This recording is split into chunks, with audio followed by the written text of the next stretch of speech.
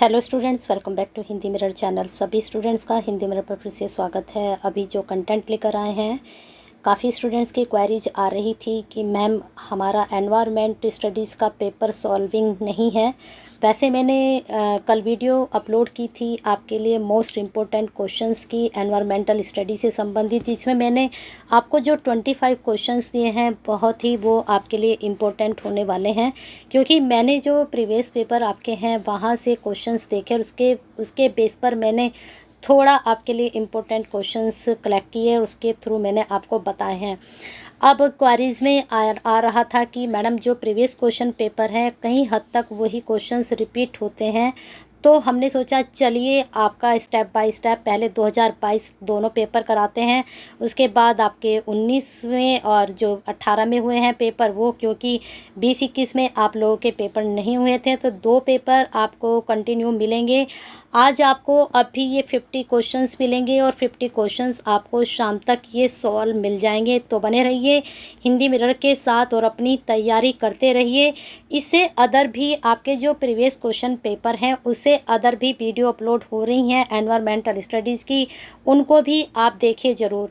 और एक प्लेलिस्ट हमने अलग से ही बना रखी है एनवायरमेंटल स्टडीज़ की, जिसमें हमने आपकी एचएनबी के जितने भी पेपर हुए हैं और एसटीएसयू के आज तक जितने पेपर हुए हैं वो सब हमने सोल्व वहाँ पर अपलोड किए हुए हैं, तो उनको आप ज़रूर देखो प्लीज़।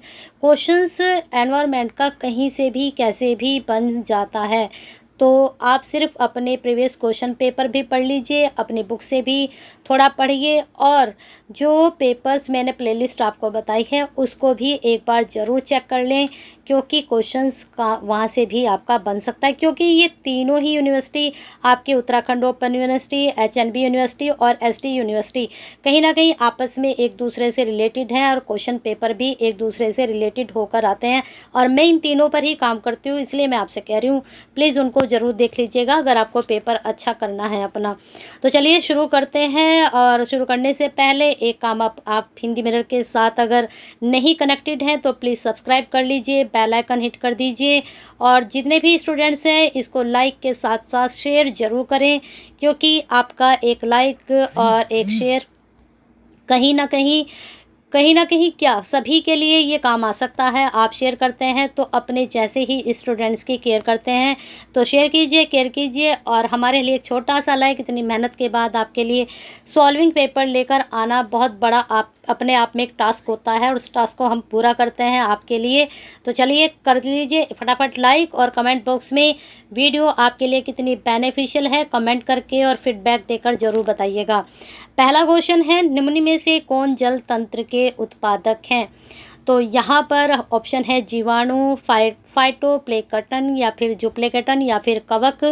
तो हम ऑप्शन इसलिए पढ़ेंगे क्योंकि आपने बहुत कुछ अपनी तैयारी कर भी ली होगी, तो यहाँ आप बताएंगे। मैं 50 क्वेश्चंस कराऊंगी, 50 क्वेश्चन में से आप अपना आइडिया ज़रूर लगाएंगे। थोड़ा पैटर्न आपको बता देती हूँ एमसीक्यू करने का क्या पैटर्न होता है। तो 50 क्वेश्चंस हम करेंगे फटाफट। आप जैसे 1 का मैंने आपको जो भी आंसर मैं बताऊंगी ठीक है, लेकिन उससे पहले आप 1 का सोच कर लगा लीजिए, बी सी डी जो आपको लगाना है, और जो मैं आपको बताऊंगी फिर उससे आपको मैच करना है। या फिर आप मन में सोचिए कि आपका आंसर ये वाला है और जो मैं बताने वाली हूँ वो आपका मैच कर रहा है, तो उसको साथ के साथ लिख लीजिए। फिर बार बार आपको वीडियो भी नहीं देखनी पड़ेगी। क्वेश्चंस में थोड़ा शॉर्ट में लिख सकते हैं, जैसे जल तंत्र का उत्पादक, इसको शॉर्ट कर लीजिए, जल तंत्र का उत्पादक, इसके आगे डैश लगाकर आपका आंसर हम बता रहे हैं जीवाणु। ठीक है, ए इसका सही आंसर है। बहुत से स्टूडेंट्स कह रहे थे इसका बी आंसर है, लेकिन बी सही नहीं है, जीवाणु ही इसका आंसर सही है। तो ठीक है, आगे लिख दीजिए इसके जीवाणु। तो आपका क्या होगा, ऑप्शन भी सही गया और आपके पास एक नोट्स तैयार हो गया। ये इस पैटर्न से आप इस वीडियो को तैयार करोगे। चलिए आगे चलते हैं। सिर्फ वीडियो देखना और अपना ये अपना वीडियो देखकर ही कि चलो हमने इतना पढ़ लिया, ये ऐसे नहीं। आप इसके साथ के साथ नोट्स बनाते चलें, फिर आपका बुक का टाइम भी बच जाएगा पढ़ने का। क्वेश्चंस एनवायरनमेंट के कहीं बाहर से नहीं आते, ऐसे ही यही रिपीट होते हैं। आप जो मैंने प्लेलिस्ट बताई है उसमें जाकर देखेंगे तो कुछ देखना, कुछ हद तक वो पेपर भी इन्हीं पेपर से मैच करेंगे।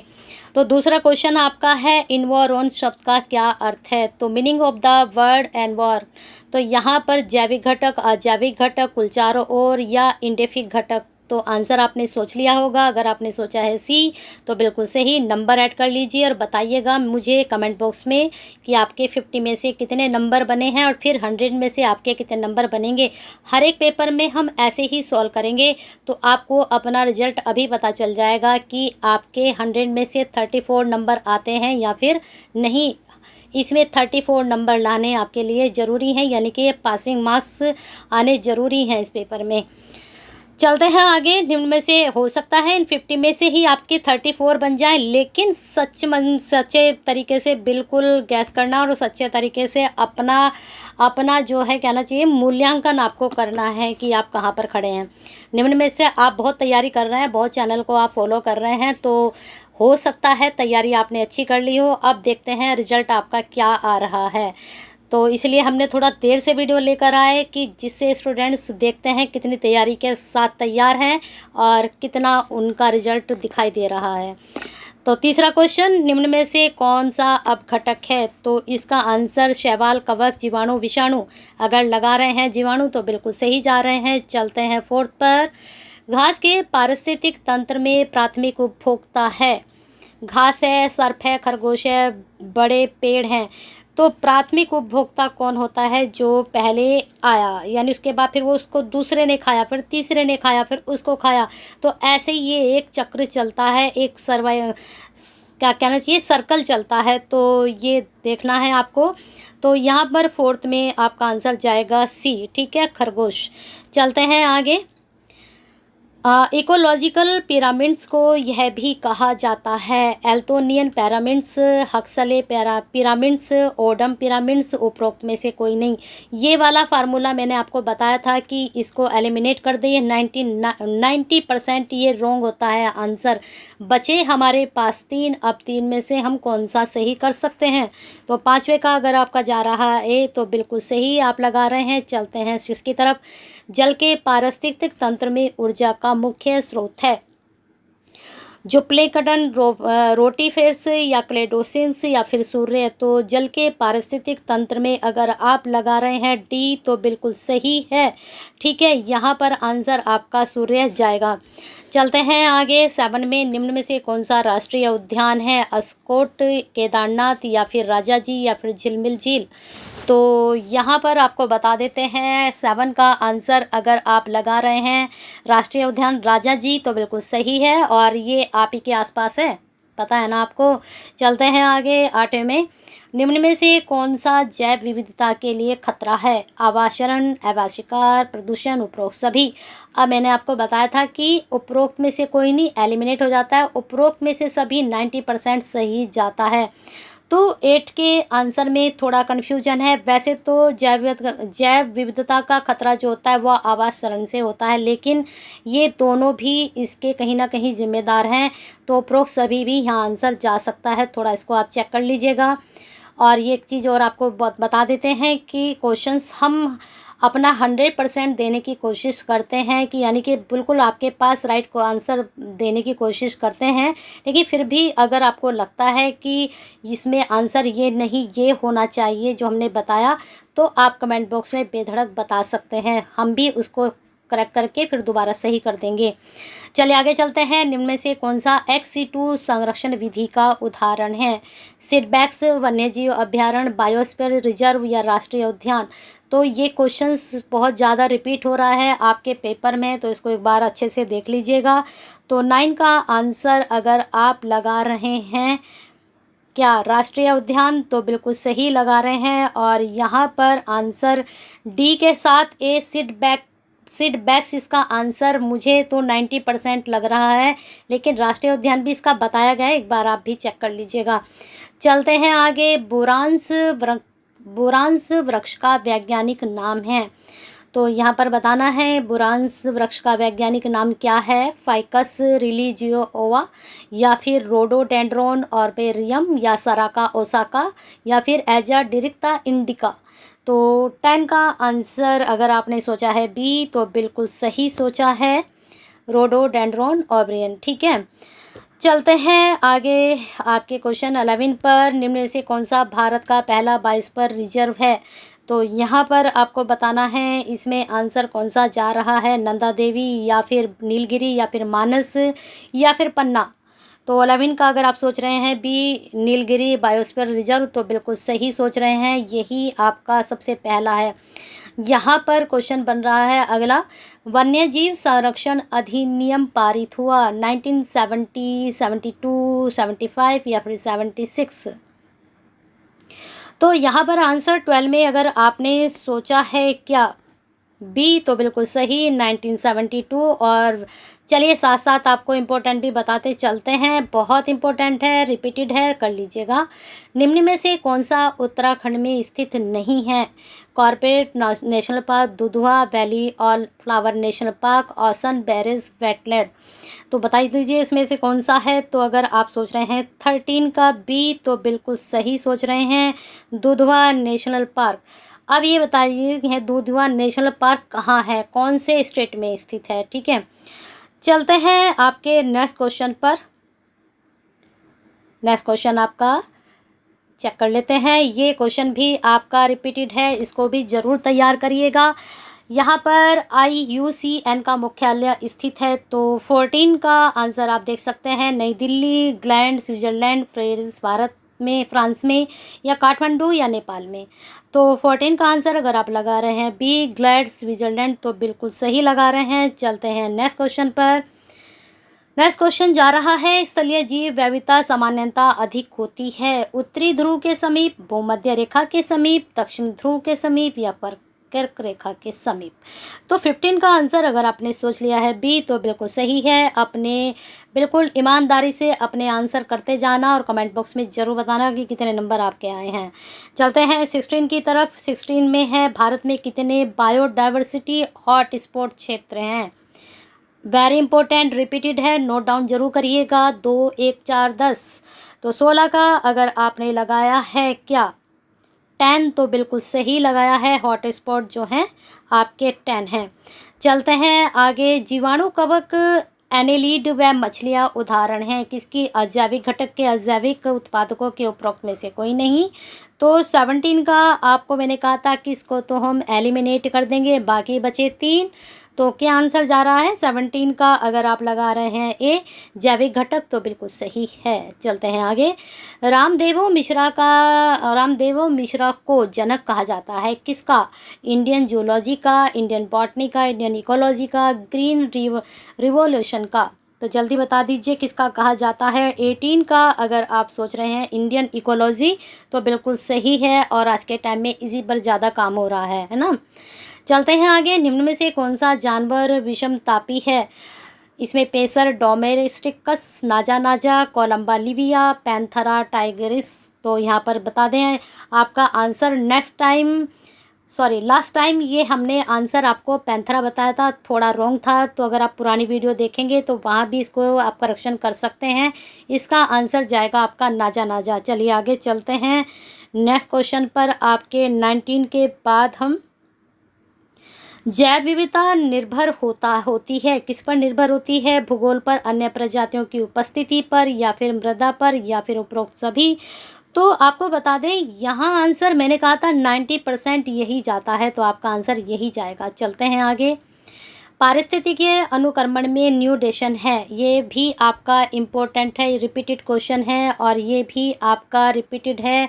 चलिए ये भी साथ के साथ आपको बताते चलते हैं, क्योंकि हमने सारे जितने भी क्वेश्चन पेपर थे उन सबको एनालाइज करके आपको बताते चल रहे हैं कि आपके लिए कौन सा क्वेश्चन बहुत इम्पोर्टेंट होने वाला है। और कुछ नहीं तो आपके अगर अच्छे से तैयारी करते हैं जो पैटर्न मैंने आपको बताया है तो डेफिनेटली आप पास आउट तो ज़रूर होंगे। फॉलो करते रहिए, लाइक और शेयर करते रहिए। चलिए आगे चलते हैं। तो यहाँ पर आंसर आपका क्या जा रहा है 21 का ए ऊसर क्षेत्र। तो मैंने आपको बताया था कि इस तरह के क्वेश्चन में उपरोक्त में से कोई नहीं, इसको एलिमिनेट कर देते हैं, बाकी बचते हैं 3, तो आपको ढूंढना कुछ ज़्यादा आसान हो जाएगा। अम्ल वर्षा की खोज की 22 E.P. ओडम ने, R.A. स्मिथ ने, कार्ल क्लार्क ने, या फिर हंगची सन ने। तो यहाँ पर देख लीजिए 22 का आंसर आपका क्या जा रहा है। अगर आप लगा रहे हैं बी R.A. स्मिथ तो बिल्कुल सही और इम्पोर्टेंट रिपीटेड। चलते हैं आगे, सुपोषण के मुख्य कारण हैं क्या हैं? नाइट्रस फॉस्फेटस, आर्सेनिक व कैल्शियम, कैल्शियम व आयरन, क्रोमियम या व फॉस्फेटस। तो 23 का अगर आप सोच रहे हैं ए नाइट्रस व फॉस्फेटस, तो बिल्कुल सही सोच रहे हैं। वेरी इंपॉर्टेंट, रिपीटेड है। चलते हैं आगे। अब आप ये मत कहना कि मैडम आप तो सारे रिपीट कर रहे हैं, तो बहुत इंपॉर्टेंट जो है आप भाई 200 तैयार करके लेकर जाओगे, तब वहाँ से आपके 50 to 60 क्वेश्चंस बचेंगे, ठीक है। और 50 to 60 में फंसेंगे, उसमें से भी आपको याद कितने रहते हैं, 40 याद रहते हैं, तो 40 नंबर आएंगे, ठीक है। चलते हैं आगे। कैलकुलेशन ये लगानी पड़ती है। ओजोन परत क्षरण का मुख्य कारण है। अभी ये जो हमने फर्स्ट वीडियो अपलोड की है, तो भाई यहाँ पर तो जो इम्पोर्टेंट है वो बता रही हूँ। देखना आपकी जो नेक्स्ट वीडियो आएंगी दूसरे ईयर की, तो वहाँ आप देखना ये रिपीट हो रहे हैं। तो अभी जो इसमें से आधा जो 50 आपको शाम तक मिलेगा, वहाँ पर ये रिपीट नहीं होंगे। लेकिन जो आपको दिसंबर का अगर मैं डालती हूँ या 19 का दिसंबर जून का डालती हूँ, तो देखना ये रिपीटेड क्वेश्चंस हैं, तो इसलिए इम्पोर्टेंट बताती हूँ। चलते हैं आगे। ओजोन परत क्षरण का, और जितने मैं इम्पोर्टेंट बताती हूँ उनको भी जरा आप काउंट करते चलिए, कितने मैं बताऊँगी इम्पोर्टेंट। और 100% अगर मैंने 100 क्वेश्चन बताए इम्पोर्टेंट, और डेफिनेटली उसमें से 100% आएंगे, ठीक है। चलते हैं आगे। ये कैलकुलेशन मैं आपको बताती हूँ और वो आपको भी करके चलनी चाहिए। 24 का ओजोन परत क्षरण का मुख्य कारण क्या हो सकता है? तो यहाँ पर क्लोरोफ्लोरोकार्बन्स, ठीक है। चलते हैं आगे। मॉन्ट्रियल प्रोटोकॉल संबंधित है। अब ये मैंने आपको वीडियो मैंने अभी कल ही अपलोड की थी, तो वहाँ मैंने बताया था कि जो मॉन्ट्रियल प्रोटोकॉल है वो सीधा आपका ओजोन परत की संबंधित है। तो इसको बिल्कुल आँख बंद करके आप लगाइएगा। चलते हैं आगे आपके क्वेश्चन पर। निम्न में से कौन सा जल का रासायनिक पैरामीटर है? टर्बिडिटी या फिर जैव रसायन, ऑक्सीजन का मांग या फिर आपका घुलित ऑक्सीजन या फिर तापमान। तो 26 का अगर आप लगा रहे हैं घुलित ऑक्सीजन, तो मुझे लगता है शायद ये आंसर आपका कुछ गलत ना हो जाए। एक बार BOD को भी आप देख लीजिएगा, ठीक है। चलते हैं आगे। आपका वायुमंडल में कौन सी गैस दूरी सबसे अधिक है? सॉरी, दूसरी सबसे अधिक है। थोड़ा क्वेश्चन पढ़ने में मिस्टेक हो गई। यहाँ पर पूछा जा रहा है वायुमंडल में कौन सी गैस दूसरी सबसे अधिक है, यानी कि एक फर्स्ट नंबर पे गैस है, एक दूसरे नंबर पे गैस है, एक तीसरे नंबर पे गैस है। सबका अलग अलग परसेंटेज यहाँ पर होता है हमारे वायुमंडल में। तो इन्होंने पूछा है कि दूसरे नंबर पर कौन सी गैस है, थोड़ा घुमा दिया इन्होंने क्वेश्चन को। तो 27 का अगर आप लगा रहे हैं BO2 यानी कि ऑक्सीजन, तो बिल्कुल सही है। और फर्स्ट नंबर पर बताइएगा कौन सी गैसें हो सकता है इस बार आपसे फर्स्ट नंबर पूछ लिया जाए, तो कमेंट बॉक्स में ज़रूर बताइएगा। चलते हैं आगे। सबका परसेंटेज आपको याद होना चाहिए। 28 में निम्न में से कौन सा वायु प्रदूषण का प्राकृतिक कारण है? पेस्टिसाइड व कीटनाशक, ज्वालामुखी विस्फोट, परिवहन, औद्योगिकरण। तो वायु प्रदूषण का प्राकृतिक कारण क्या हो सकता है? क्योंकि प्राकृतिक कारण में परिवहन तो आते नहीं, हमने बनाए हैं।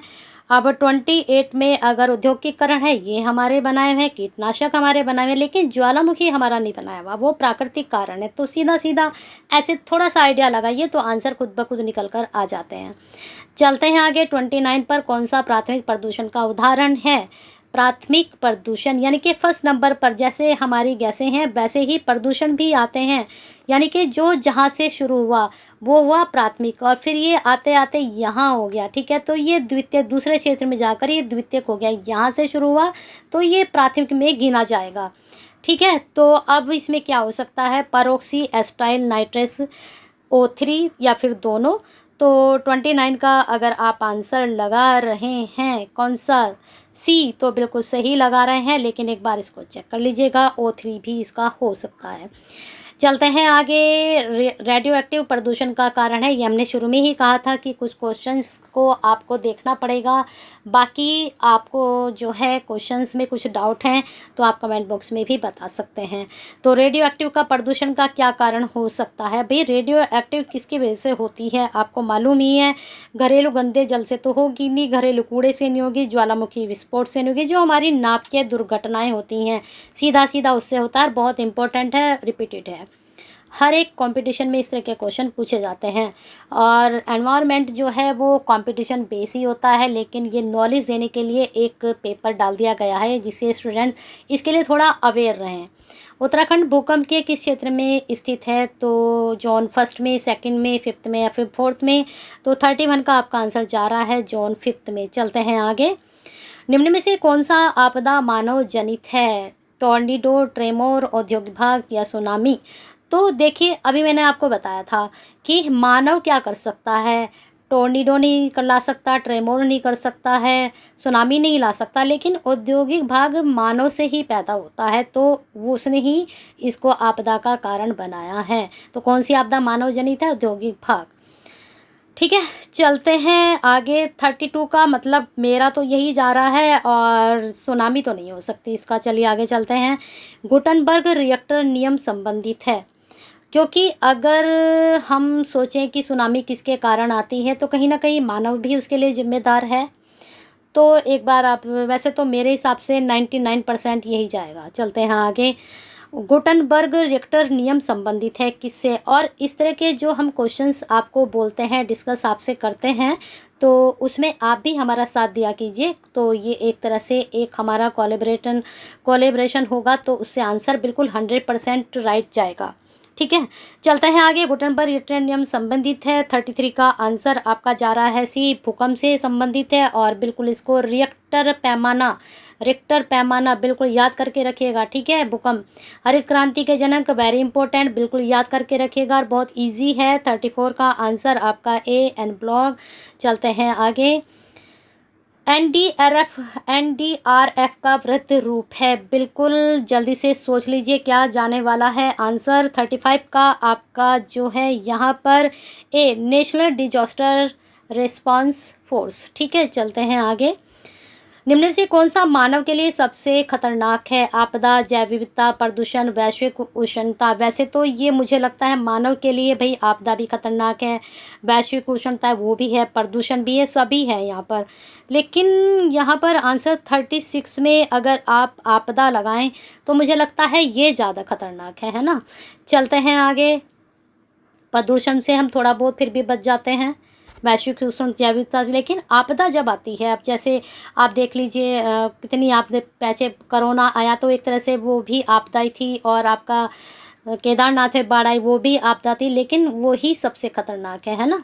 चलते हैं आगे। निम्न में से कौन सा बांधों का सकारात्मक प्रभाव है? रोजगार या फिर ऊर्जा उत्पादन? तो मुझे लगता है ये दोनों ही आपके सही जाने वाले हैं 37 में, तो इसका सी आप लगा सकते हैं। चलते हैं आगे। निम्न में से कौन सा ऊर्जा का परंपरागत स्रोत है, यानी कि जो पहले से ही चला आ रहा है? तो टाइडल ऊर्जा, पवन ऊर्जा, सौर ऊर्जा या जीवाश्म ईंधन? तो 38 का अगर आप लगा रहे हैं डी, तो बिल्कुल सही लगा रहे हैं, यही परंपरागत हमारा स्रोत रहा है 38 का। चलते हैं आगे। नेक्स्ट क्वेश्चन पर आपका ताज़ा जल पाया जाता है। यहाँ पर ताज़ा जल आप देख सकते हैं, तो नदियों में, झीलों में, तालाबों में, उपरोक्त सभी में? तो झीलों में जो है ताज़ा जल पाया जाता है, उपरोक्त सभी यहाँ पर सही नहीं है। ठीक है, चलते हैं आगे। इडेफिक कारक संबंधित है किससे? जल से, आर्द्रता से, यहाँ पर ये मुदा लिखा है, ये मुद्रा है, मृदा है, सॉरी मृदा है। ठीक है, चलते हैं आगे। उपरोक्त में से कोई नहीं, तो यहाँ पर आंसर आप देख लीजिए क्या जा रहा है आपका सही। तो मेरा यहाँ पर जा रहा है 40 में आपका सी, ये मृदा है। ठीक है, मृदा से इडोफिक कारक संबंधित है। चलते हैं आगे। नेक्स्ट क्वेश्चन पर, चिल्का झील राज्य में स्थित है, बहुत इजी है और मुझे लगता है इसका आंसर सभी को मालूम होगा, उड़ीसा में। चलते हैं आगे। 42, यहाँ पर विश्व कछुआ दिवस मनाया जाता है, मुझे लगता है इसका आंसर सभी आंसर अच्छे से ढूंढ ही लेंगे, और हम बता देते हैं 42 का आपका आंसर जा रहा है डी, 23 मई को। अब कर लेते हैं 43। भारत में oil and natural gas commission की स्थापना हुई, तो 43 का आप लगा लीजिए 1956 में। चलते हैं 44 की तरफ। मृदा में सबसे अधिक प्रभावी समूह होता है, प्रोटोजोआ का, पोरिफेरा का, जीवाणु का या फिर कवक का? 44 का आंसर आपका जाएगा सी, जीवाणुओं का। आप एक बार जो आपकी बुक है वहाँ से मृदा से संबंधित क्वेश्चन जरूर पढ़ लीजिएगा, ज़्यादा क्वेश्चन वहीं से पूछे जा रहे हैं और जीवाणु से, ठीक है। WHO का वृद्ध रूप है तो बिल्कुल आसान है इसका आंसर, जल्दी से लगा लीजिए 45 का बी। और चलते हैं आगे 46 पर। निम्न में से कौन सा राज्य पवन ऊर्जा का सर्वाधिक उत्पादन करता है? तो जल्दी से बता दीजिए कौन करता है यहाँ पर। अगर आप आंसर सोच रहे हैं बी तमिलनाडु, तो बिल्कुल सही सोच रहे हैं, सर्वाधिक यहीं से पवन ऊर्जा होती है। नेक्स्ट है, पारिस्थितिक तंत्र में ऊर्जा का प्रभाव इस नियम के अनुसार है। ऊष्मागतिकी का प्रथम नियम या फिर द्वितीय नियम या दोनों ही? तो 47 का अगर आप सोच रहे हैं दोनों, तो बिल्कुल सही है, उपरोक्त में से कोई नहीं, एलिमिनेट कर दीजिए। और ये 90% सही जाता है और ये 90% रॉन्ग रहता है, ठीक है। चलते हैं आगे। निम्न में से कौन सा आकार स्थायी जनसंख्या को दर्शाता है? त्रिकोण, कलश आकार, जे घंटी का आकार? तो बिल्कुल आपने अगर आंसर सोचा है 48 का डी घंटी का आकार, तो बिल्कुल सही है, बेल शेप में होता है। चलते हैं आगे। निम्न में से कौन सा औषधीय पादप है? तो 49 पर हम आ चुके हैं, जल्दी से 49 का आंसर सोच लीजिए। अगर सोच रहे हैं उपरोक्त सभी, मैंने कहा था 90% ये सही जाता है, सारे हैं। एजाड्रिक्टा इंडिका भी, ओसेसिम भी और एलोवेरा। एलोवेरा तो बहुत ज़्यादा औषधीय पादप है, ठीक है। चलते हैं आगे नेक्स्ट क्वेश्चन पर। 50 पर लास्ट में आ चुके हैं अब। हेलेंस्की प्रोटोकॉल संबंधित है औद्योगिक की कमी से, SO2 की कमी से, CS की कमी से, CO2 की कमी से। तो 50 का अगर हम आंसर लगा रहे हैं CO2 की कमी से, तो बिल्कुल सही जा रहे हैं। और बाकी आप कमेंट बॉक्स में बता सकते हैं कि अब आपके 50 में से कितने नंबर बने, और आपको लगता है कि जो क्वेश्चंस के आंसर हमने बताया उसमें से कोई एक आधा आपको लगता है रॉन्ग है या फिर उसका आंसर कुछ और है, तो आप ज़रूर बताइए कमेंट बॉक्स में। आपके आंसर का सही भी किया जाएगा और रिप्लाई भी दिया जाएगा। और फीडबैक ज़रूर भेजिए और शेयर कर दीजिए जल्दी से, और एक लाइक कर दीजिए फटाफट, और सब्सक्राइब भी करके जाइएगा।